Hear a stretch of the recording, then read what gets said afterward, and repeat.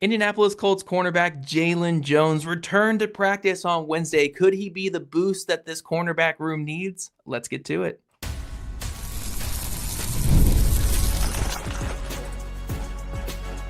You are Locked On Colts, your daily Indianapolis Colts podcast. Part of the Locked On Podcast Network, your team every day. Thank you all for making Locked On Colts your first listen today and every day, part of the Locked On Podcast Network, your team every single day. Today's episode is brought to you by FanDuel. Right now, new customers can bet just $5, and if your bet wins, you'll get $300 in bonus bets to use across the app. Hello, everyone. My name is Zach Hicks, your resident film nerd of horseshoehuddle.com, and my partner, Jake Arthur, is the credentialed Crocs on the ground for Round Table Sports. We have our typical Wednesday show coming right at you guys. We're going to talk about the latest injury report and how the Colts got some good news on several different fronts heading into this Tennessee Titans matinee this weekend, and then we're going to dive into some Q&As that you guys sent Jake on social medias. I haven't really seen the questions yet. That's like how we like to do it here, though. Jake throws them at me, and then I'm put on the spot. I think that's how we work best here, Jake. You know, me just having to think on my feet with that stuff there. But let's get into some injury updates for the Colts. Some very positive injury news. One being wide receiver Josh Downs did return to practice. I don't think he logged a practice at all last week, Drake. Am I mistaken with that? I don't think he did. I didn't see him out there. Plus, today when he was out there, he had the red no contact one. Yeah. And I think you have to wear that at your first practice back, if I'm not mistaken. Don't hold me to that. But yeah, he had the red no contact jersey on today. Yeah, so Josh Downs returned to practice only in limited form, but getting that in on a Wednesday, I think is pretty positive for getting ready for this weekend. So we'll see if he's able to return. Two special team stars are back at practice.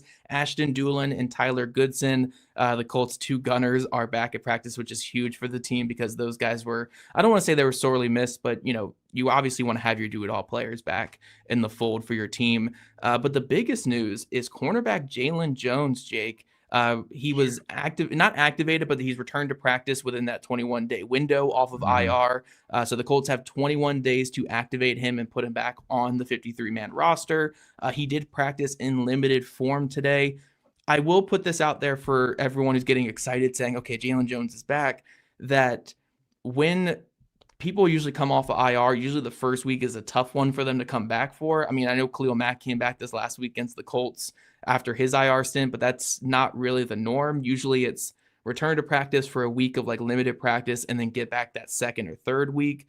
But regardless, it's big to get Jaylon Jones back on the practice field. The Colts cornerback room is down to Mekhi Blackmon being the number one corner on the outside, the no doubt number one corner that you can't even consider taking him off the field, while cornerback 2 on the outside has been a combination of Cameron Mitchell and Jonathan Edwards out there, two guys that I don't think many Colts fans even knew who they were coming into the offseason. So to get potentially Jaylon Jones back in the mix, Jake, this could be a big deal. Yeah, Blackmon was supposed to be like the fourth corner, and then Jonathan Edwards like made the roster by the skin of his teeth, and now those are top 2 corners. That's kind of nuts. But no, that's really good. And to your point, you know, Jaylon Jones got injured, I think, at the end of July initially. I think it was July 29th was when he had that first hamstring injury, right? And then he didn't return until like a week before week 1.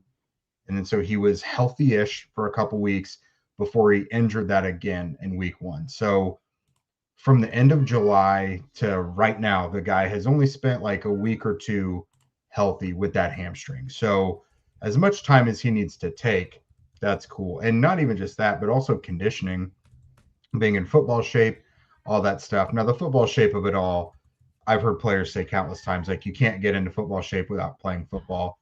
But we don't know necessarily mobility-wise what he's been doing behind the scenes to work out. Like he could already be in good like cardio shape. So I don't know.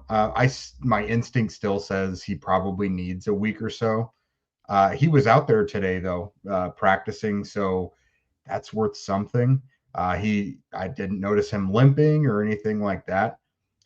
He already was in the system and was already like playing week 1, so it's not a guy that's got a lot of catching up to do. I don't know how the coaches feel about this either, but this is a matchup where you can kind of slow play some of your injuries. Like you don't want to take it easy on any opponents or anything, but it would be shocking for the Colts to lose to the Titans under any circumstance. Like the Titans team you guys all saw back in week 3 has gotten worse since then. I understand they had their first win, but Jeffrey Simmons, L'Jarius Sneed, Calvin Ridley, Arden Key, none of those guys practiced today, and it's pretty unlikely that at least half of them play.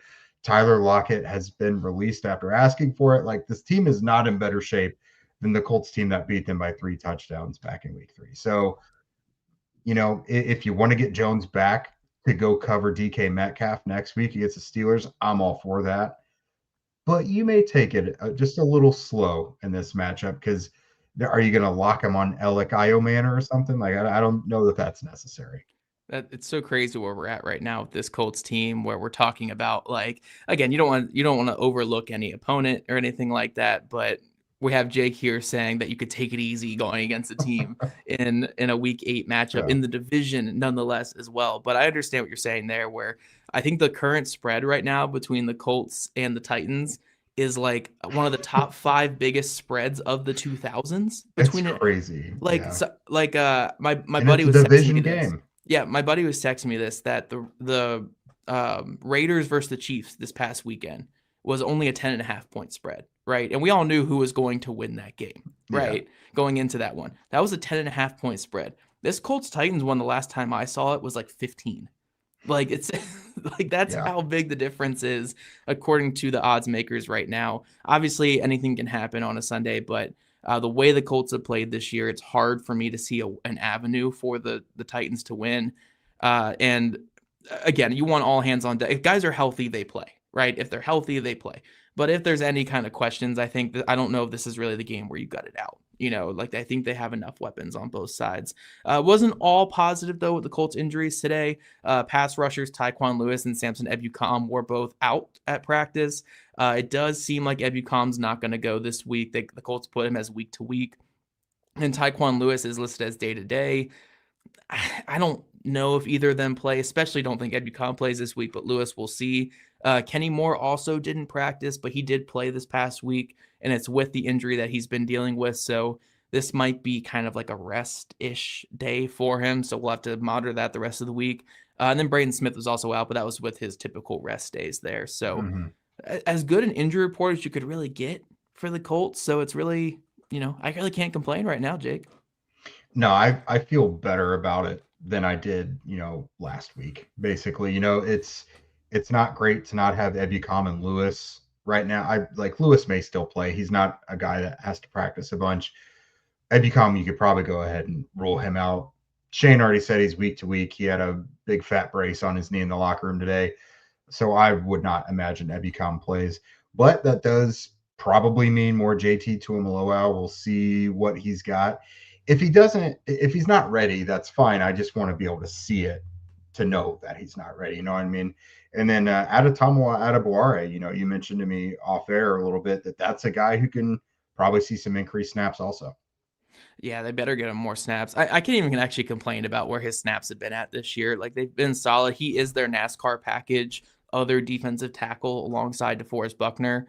So maybe you find some, like, honestly, I wouldn't hate him on like early downs being out there at like 5 tech or, even wide 9 at times. Cause he's 280, 285 pounds, but that's what Dayo Adengbo was last year at defensive end. So if you're going to get him out there for base downs, like maybe some run defense type stuff and protect him from double teams, I think he can handle some base down defensive end stuff. And then when you get back to passing downs, put him inside. But, either way, Adetomiwa was going to get his snaps. He's been great this year. I think JT Tuimoloau certainly gets a step up in snaps. And then if Tyquan Lewis is also out, I would expect like Darrell and Chami to get called up, where I'm a little iffy on Darrell and Chami. I loved what he did as a pass rusher in the preseason. His run defense left a little bit to be desired. But, with the Colts offense, you might be just pass rushing for 90% of the game anyway. So, I mean, maybe that's a good time to call him up. Yeah, I think if everyone was healthy, this probably would have been a game where you have all your edges and then you make like Eric Johnson inactive, because they go kind of week to week whether they're going to have the extra edge or the extra D tackle. I think this would have been an edge game for them. Yeah, I think most games are now because their offense is Yeah. just. We were talking about it off air before, but the top two games in terms of EPA per play for an NFL offense this year are the Colts versus the Chargers this past week and the Colts versus the Titans back in week 3. So this Colts offense is a well-oiled machine, and I'm sure we have plenty of questions coming up about that offense here, getting into our Q&A segment. So coming up, guys, we're going to dive into some of your questions, your burning hot questions, and talk a lot about potential trades because that's what's on everyone's mind right now. The NFL season is in full swing, and honestly, there's nothing better than being in the stadium surrounded by fans cheering on your team. But let's be honest, getting tickets, that could be a hassle between the queues, the login screens, prices jumping at checkout like something that was never even listed. It's just all super frustrating. But that's why we at Locked On here, we use Gametime. It's the app that gives the advantage back to the fans. Gametime's fast, easy, and it's backed by the Gametime guarantee. And that means that you'll always get 100% authentic tickets delivered on time and at the best price. Plus, all fees are included. So the price that you are expecting to see and that you're expecting to pay is the real one that you're going to wind up paying. I pulled up Gametime recently, and just a couple of taps, I saw amazing deals talking about your favorite NFL games for as low as $100, which the NFL can price itself out into oblivion sometimes. The app made it super simple. I could even see the exact view from the seats that I might buy before buying, which is super clutch. I love the zone deals as well. You pick the section, Gametime picks the seats, and then you save big. Honestly, it's just faster, cheaper, and less stressful than any other way that I've bought tickets. And I've bought tickets for comedy shows, concerts. I've used it for a lot of things, and it's not just game. I mean, you think it's just NFL games and pro games and everything, but it's really any event that you might want to attend.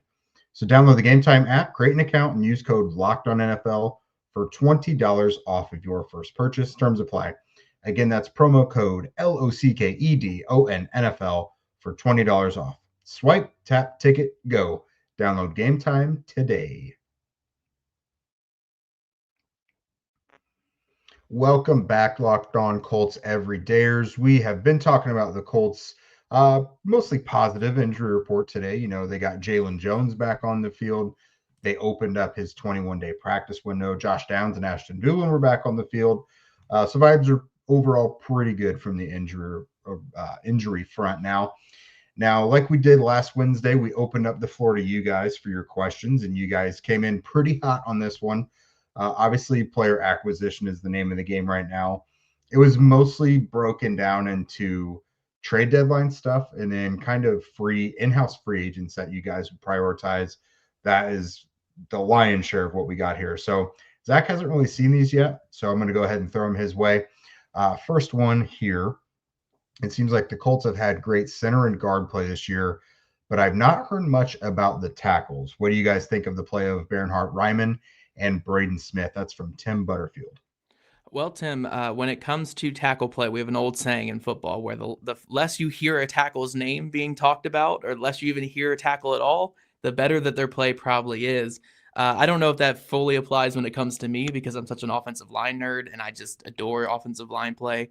But with Raimann and Smith, I think they've both been very solid this year. Bernhard-Raimann especially, I think Raimann is playing at like a Pro Bowl level this season, especially after those first 2 weeks were a little bit shaky. Since then, though, I think he's been playing some really, really good football. The left side of the Colts offensive line, hit the blocking on that side, like in the run game, has just been at this elite level from Bortolini to Quentin Nelson and then out to Raimann, who I think has been a very, very underrated piece of the Colts running game. They are just mowing through guys with ease. Raimann, I think, has been fantastic as a run blocker, very steady as a pass blocker. Braden Smith, I would probably say, has been the Colts' most inconsistent offensive lineman this year, but I don't say that as a negative. I more so just say that to speak highly about the other four guys, where Braden Smith's probably playing at an above average right tackle level, maybe a top 10 to 15 right tackle in football this year. It's just the other guys have all been playing better relative to their positions somehow. That's how good this Colts offensive line has been. So Braden Smith, as someone mentioned up in here in the comments too, he's cut out the penalties. We haven't seen many penalties from him this year. I think the run blocking has been really great in recent weeks. Him and Gonsalves have been killing teams with their duo blocks and just the power running game to the right side of the offensive line. And then in the passing game, I think he did a really admirable job against Max Crosby. Max Crosby is a guy who moves all over the place, and they lined him up outside on the wide 9 against Braden, and the Colts mostly left him on an island. Now, it was an island where Gonsalves had the slide that way, so he had the inside shoulder protected a lot with Gonsalves sliding to that side. But you still have Max Crosby going to your outside shoulder on a lot of these reps, and Braden Smith fought with him very well. So, yeah, I think the tackle play has been really, really good. We talk so much about Quentin Nelson being playing like a Hall of Fame, like a peak Hall of Fame season right now. Like, this is the greatest Quentin Nelson season I've seen. And that's a lot for his standards. And Tanner Bortolini's looking like an all-pro in recent weeks, but the tackle play has been really, really good for the Colts. And, when it comes to offensive line play, you need all 5 guys stepping up to have a really good unit. All 5 guys have been great in Indianapolis this year. Yeah, that was a really good point by Tim, because all of the national attention I've seen about Colts O-line play has almost all been about the interior. So good to get a little update there. That is going to kind of parlay us into this next one, which really made me think. And I was even thinking about it at practice today and talking over with some guys. It's one where my answer might change by the week. With Braden Smith maybe being gone in the offseason to make cap room, will Jalen Travis be ready to step in? That's from Casey with a K. I'm going to make that kind of a broader thing on, do you re-sign Braden Smith? If you do, could it be expensive? Do you let him walk? Here's my thing. Braden, I don't know. Like, this may be the last season he wants. I don't know, because he kind of felt like he had unfinished business with everything that went on last year and wanted to come back and play with these guys for this organization. Now, he may want to return after this year. That was totally just me speculating using context. But at the same time, Braden Smith he's probably going to get at least another $10 million a year if he keeps playing. I mean, with the underselling that a little bit there. I'm sure he is, but at his age and history, that would be like a bare minimum. It's probably closer to like 15. But Jalen Travis is on his rookie deal. You know what I mean? Do you go cheaper to create more cap room, or how would you go about it? Yeah, the Colts as of right now are going to be around $60 million in cap space. Now, a lot of that can change, certainly with other cuts and releases and restructures and stuff like that. But they have to have money for Daniel Jones, for Alec Pierce, Nick Cross, all these other guys that are potentially getting up there. And the last thing you want to do is break up this offensive line. But, man, a tackle like Braden Smith, if he hits the market, is going to get like 20 a year. And I don't know how the Colts are going to afford that. Because look what Dan Moore just got on the open market. Oh, God, that's right. Yeah. Dan Moore is not as good a tackle as Braden Smith is. So I think it just comes down to, like, I'm sure the Colts will ask Braden Smith, like, give us an opportunity to match anything. But I think it might be like a Will Fry situation where he just kind of prices himself out of what the Colts can afford, especially when the Daniel Jones contract comes up. I don't think the Jones contract's going to be like this albatross type thing. I think it's going to be like closer to the Darnold-ish contract, but I still think it's a lot for a franchise that hasn't paid a franchise quarterback in a couple years. So yeah, I think it's going to be around 20-ish million a year. And I don't know if the Colts can do that. The only thing I think is the weird factor with this, Braden Smith's kind of a really down home, like, quiet, like, reserved guy who kind of shies away from the limelight in a lot of ways. So I wonder if he would like the familiarity to, like, a 1 or 2 year deal at like $30-ish million, to come back, like a 2 year deal, like $30-ish million, not a 1 year deal at that, to kind of stay in the situation he knows. So maybe in that situation, but at the end of the day, like, this is his last real chance to cash in. I think he's going to want to hit the market. And I mean, there's so many teams that could use a tackle of his caliber right now. And with how Tony Sparano Jr. has been with offensive linemen, I trust him to make me into a starting caliber offensive tackle in the NFL, let alone Jalen Travis, who looks the part and has the athleticism out there. You may lack the height and length, but I mean, he's a good coach. I've been working on my kick slide, so I think after, like, I eat a couple of cattle and I can maybe get to the weight, get up there. So there's another one we'll kick to the next segment, but let's Okay. answer real quick the Jalen Travis of it all. We knock on all the wood that is possibly around us, but we haven't had to see him in a huge role like the Colts third and fourth tackles normally have to play. I mean, he's normally the big tight end or the extra guy who's eligible on certain plays. That's kind of been his thing this year. What have you seen from that small role? The run blocking looks good. He hasn't really had any pass blocking reps Right. because he's only out there when they're running the ball out. But I think there's a lot of potential with Jalen Travis. And again, it might be a little bit rough to start the next year if he is the starting right tackle, but I'm willing to live with the growing pains because you have 4 other guys locked up for the next 3 years. I mean, especially when they extend Quentin Nelson again.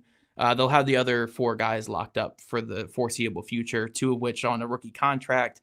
You can live with your right tackle having some growing pains here and there. So I think that's the right way to go about it, but we'll see. If they do extend Braden Smith, it might speak to how confident they are in Jalen Travis. And we have another draft in between next year as well. You could easily take a tackle in the first, second, or third round and throw that guy in there. So there's a lot of options for this Colts team going forward. Yeah. All right, guys. Well, you had way more questions about the future, and that includes more in-house free agents and the trade deadline. We'll talk about that in just a moment.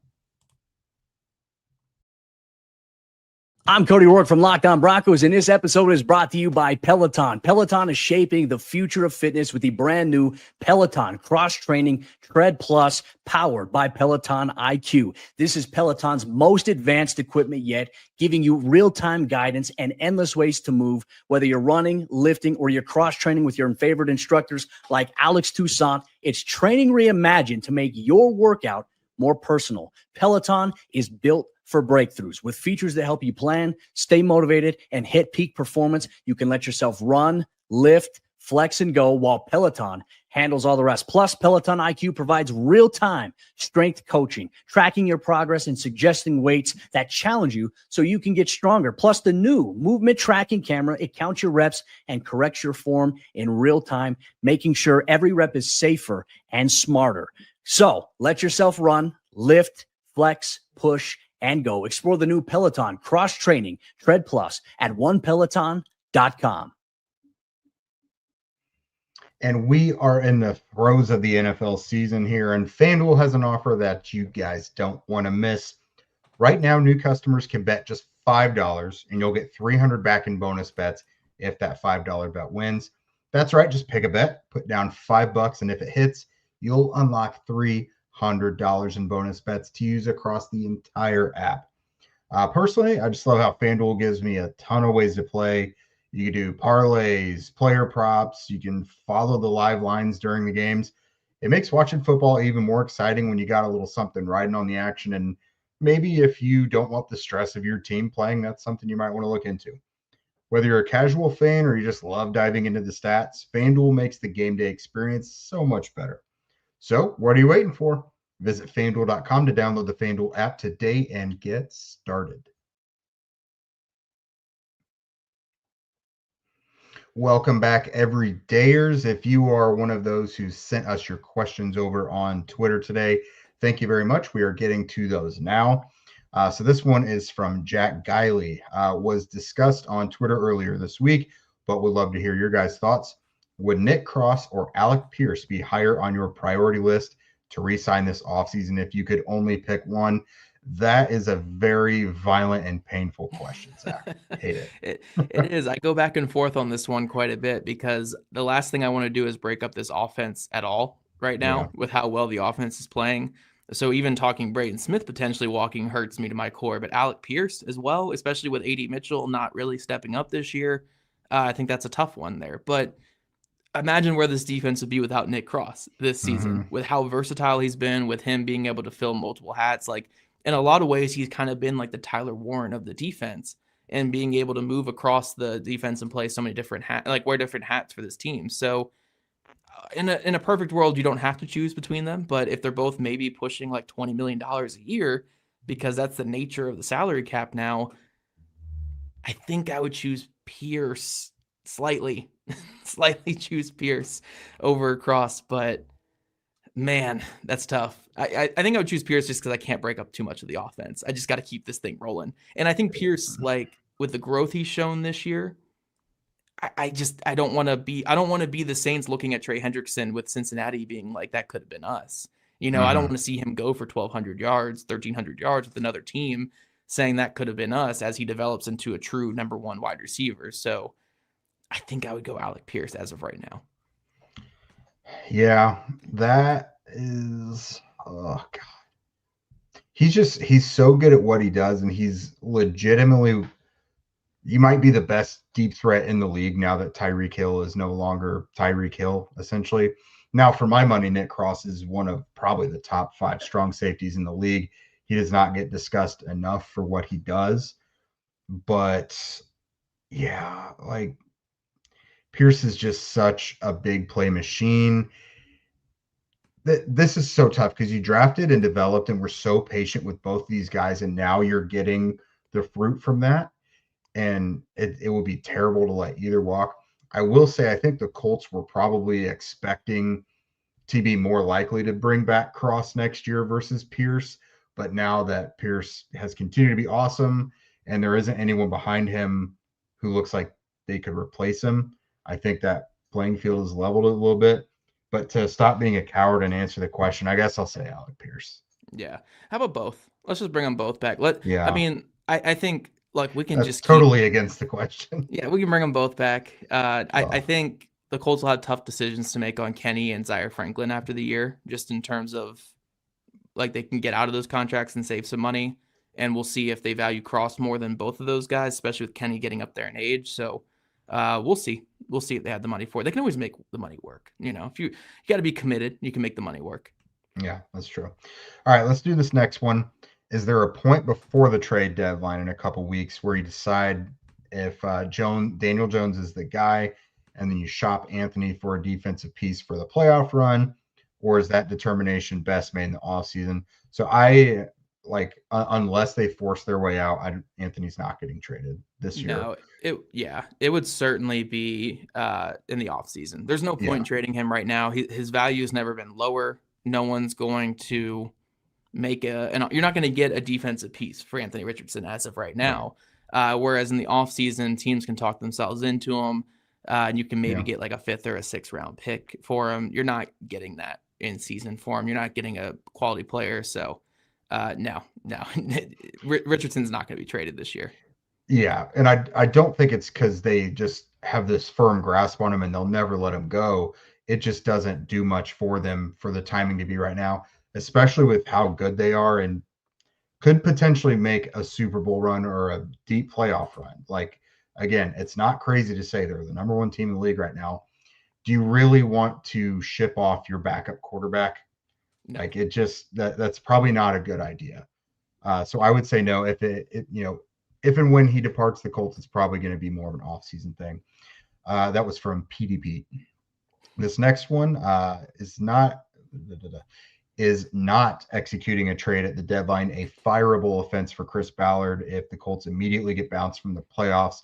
That's from Deep Blue Trucker. That's intriguing. I mean, at this point, Ballard and Steichen are ironclad. I think they're coming back next year just because of what the Colts have done.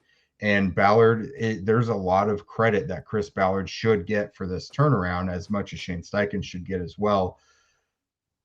Not making a trade, I do think, would not be beneficial for them.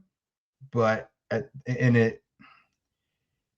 that's tough because you look at like corner and defensive end as like obvious issues. And then if they get bounced like in the 1st or 2nd round of the playoffs and you see those areas are why, that looks terrible. That's a terrible look, but I don't think it would get him fired. So here's the thing. I think if this were any other sport but football, you could say this, right? Because in every other sport, we see the trade deadline used this way. In hockey, in baseball, basketball, like this is what the trade deadline is used for. In the NFL, the trade deadline has such a little impact on anything. The guys who are traded at the trade deadline, for the most part, the sellers are winning those deals, and the buyers, a lot of these times, these guys don't even like get playing time in the playoffs. They end up not really being impact players. So, we see so many people saying like, go get Max Crosby, we get Trey Hendrickson. Look, those guys aren't getting traded. That's just not how the NFL trade deadline works. So the most you're going to get is like from a Dolphins team or a Jets team bailing on one of their pass rushers. And maybe they can come in and be solid players for you guys. But I don't think that's going to make or break your season. Don't get me wrong. If you can still get like a Jaylon Phillips in a day 3 pick swap type thing, or even if it's like a 4th round pick for Phillips or something like that, right? I say go do it because you don't want to waste this offense, and you deserve to push some chips in and really go for it. But it takes 2 to tango at the trade deadline, and in the NFL, teams just don't trade very often, especially at the trade deadline. It's so hard so many moving pieces in season. So it's like, again, if we're talking the NHL right now and we had a big gap on our 3rd line left winger, and you don't make a trade at the deadline when there's 70 other trades being made on the day before the trade deadline, then yeah, that's when we get on our general manager for not doing it. But in the NFL, when there's maybe 4 total trades that are made in season at best across the league, I'm not going to kill a general manager for not getting one done, because most teams don't want to trade. Because even the bad teams in the NFL, if they have a coach on the hot seat, they're not going to want to trade anybody, because they have to win as many games to sell themselves to their general manager to keep them another year. So you really only get like maybe 3 teams that are willing to sell anything during the season. So I don't think it's that big a deal overall. Like I think the Colts are on the phones right now. I think they're trying to get deals done because they really believe in this offense. But at the end of the day, it takes 2 to tango. You need the other side to want to make that deal. And in the NFL, we just don't see many trades. I love the idea of trades. It's just, it doesn't happen very often in the NFL. I would say one of the biggest issues there is the price as well, because when you're looking and again, the NFL season is different than the NBA or MLB or anything. When you're in the middle of an NFL season and a selling team is wanting the price that you would get, like if you traded a guy in the offseason, it's not a prorated price they're really agreeing to. You know what I mean? Like, they're, especially a lot of guys that get traded are like in the last years of their deals, and the asking price is just too high for a player you might only get for 8 more games. You know what I mean? Yeah. And so the Raiders would probably want like 2 firsts or like a 1st and 2 seconds or something for Max Crosby. And then even then, I don't know why, because the thing is, like, they would look at it and be like, would those picks ever get us a Max Crosby again? Right. No, they're not going to get you a Max Crosby. And it's not like he's super old. Like, if he were like 35, sure. Like, he's in the prime of his career. You could rebuild the team twice over and still have him in his prime. They're not trading Max Crosby. Like, come on. The Cowboys are finding that out the hard way by trying to get Max Crosby after letting Micah Abraham The Cowboys are weird. Okay, there are outliers to everything. The Cowboys are weird, but most teams don't trade really good edge rushers. That's why the Colts have been struggling to get one for so long, because edge rushers are really hard to find. Yeah. Just foolish. Okay, so this last one here, we kind of just touched on it a little bit, but if there is one trade the Colts must do before the NFL trade line, what is it? That's from Naptown Sports Plug, Big J. All right, Big J. I think it's just, put your feelers out there to certain teams that might be willing to sell. And if there's a veteran that you identify, like, just don't give up. Like, I wouldn't go into day 2 very often, because the Colts still need their draft picks to keep revamping this roster when they inevitably lose people in this offseason. But, if you see like a day 3 pick swap opportunity where you can trade like a 4th or a 5th for a player in a 7th or a player in a 6th, I think that those type of moves can be beneficial to the team, because, again, this is a historically great offense right now, and you don't want the defense to be something that holds it back. So if there is an opportunity to, again, like, if you can get Jaylon Phillips, like, send a 4th and get Phillips in a 7th back, yes, you are losing some value, but you're still getting a pick back, and you're getting that upgrade needed for this season. I think that could be worth it, or, even if it's a smaller, like Alontae Taylor from the Saints for like a 5th or a 6th, I think those could be worth it. So I'm not saying like go into a shell and refuse to make trades, but at the end of the day, we have to acknowledge what the market probably is. It's going to be like day 3 type deals.